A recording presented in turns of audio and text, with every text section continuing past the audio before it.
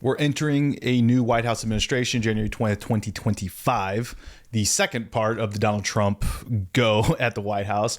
And we're in the world of artificial intelligence, and we've got ourselves an AI and crypto czar. Now, my own personal expertise within crypto is not much. I'm kind of an investment, leave it and forget it, and it's very small and whatever. So the focus is on the AI aspect of exactly what David Sacks is going to be doing. But who is David Sacks? Why would he be the person appointed in this trusted role, especially when you have someone like Elon Musk, who is very outspoken about open sourceness, keeping things very responsible, transparent, and really being against regulation, but also for regulation. And then it's very confusing. So why David Sacks? I find this always very fascinating, that the PayPal mafia, if you haven't heard of it, it's all these individuals that helped start PayPal back in the day and who've gone on to do like amazing things. Elon Musk being one of them, Reid Hoffman, who I'm on the platform, it's LinkedIn.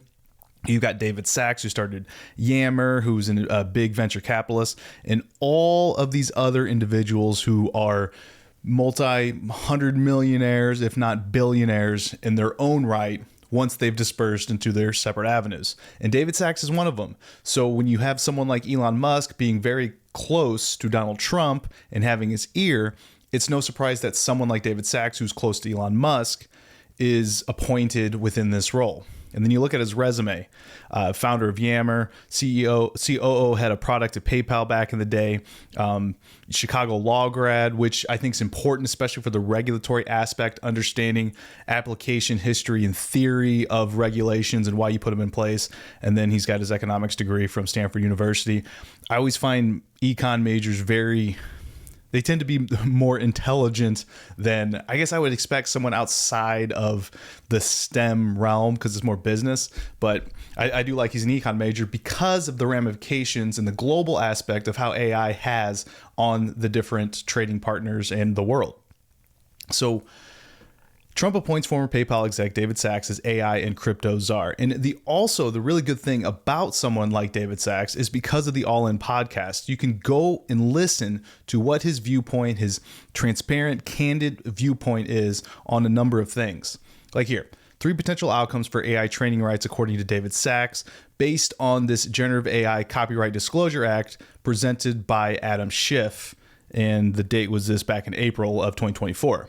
So again, when you are enacting any sort of regulation, legislation, there's a history. Why did this come about?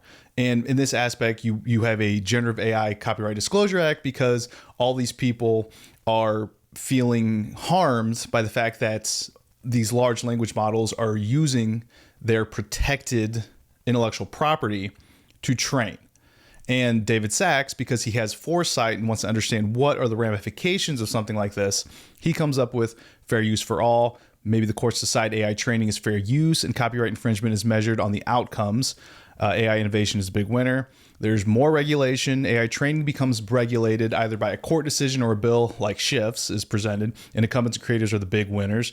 And then compromise. There's some sort of licensing clearinghouse, kind of like NCAA, where all these different titles can go under one umbrella. A person just goes to one source, they license it there, and they're able to use it. So a OpenAI, for example, would get just a blanket license for everything they can train on at one location.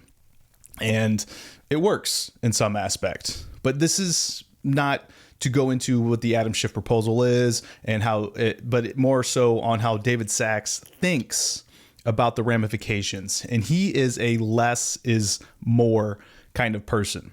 And then there's a balance. So here it does state within this Reuters article that here it is. Sacks will likely have a light touch on regulation, but not without some guardrails. Stephen Jang, founder of Kindred Ventures, told Reuters Jang has co-invested with Sacks in both cryptocurrency and AI startups.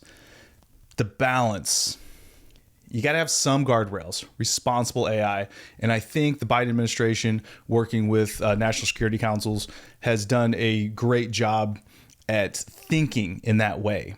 And then you can see how the EU Act has been enacted in different states. The state of Colorado, what they saw was with the transparency needed and how the regulation was put forth, it really started to feel kind of more of a hamper than a protection of the general public, and businesses weren't liking it. So now they're doing a whole bunch of things, reviewing the bill. How can they change it so they don't lose those businesses?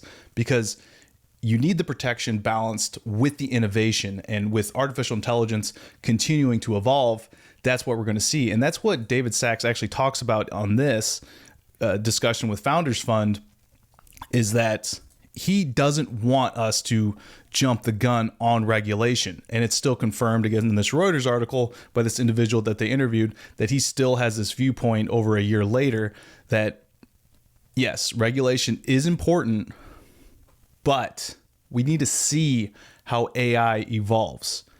But that also doesn't stop him, and this is where it gets really confusing on the back and forth, on having an opinion on how certain people are acting. David Sachs about OpenAI, they've gone from nonprofit philanthropy, which was their intent. OpenAI in the name was about open sourceness. And they've really shifted their model. They even released a $200 a month model for their most premium access to all their top models. And they've gone to a piranha for profit company. So there's worry there that when your whole vision is more focused on profit, are you really giving the attention needed on the responsible aspect of it, not to create anything more dangerous that could potentially cause harm that can't be recovered in the future, which is the whole reason why Elon's viewpoint is, and David Sachs, that you can't 100% be for profit within the AI development industry. And that's also why I like Anthropic. They're very transparent about how they look at it, and they want to lead the way through responsible AI. So that's something to worry about. Again, it's the light regulatory touches with some guardrails without being too overbearing. Because we're talking about a conservative administration going into the White House. That generally means less regulation. And even back here, David Sachs talks about perhaps the creation of a new governmental agency that focuses solely within artificial intelligence. But now that we're here today, we know that Vivek and Elon are head of the Department of Government Efficiency, DOGE, and they're reducing the federal government, which again is more of a conservative stance, that it is a spending problem, not a taxing problem, adverse to when David Sachs is talking about here, understanding government, understanding who's in the administration at the time, Biden, that perhaps they would create an additional governmental agency to oversee AI. So now you got a balance of what's 100% necessary. Can it sit, this department, within an existing department, maybe Department of Energy, for example, because of its energy uses, but now you've got crypto involved. So a little confusing, especially for where David Sachs would sit. And that's what we're going to have to deal with.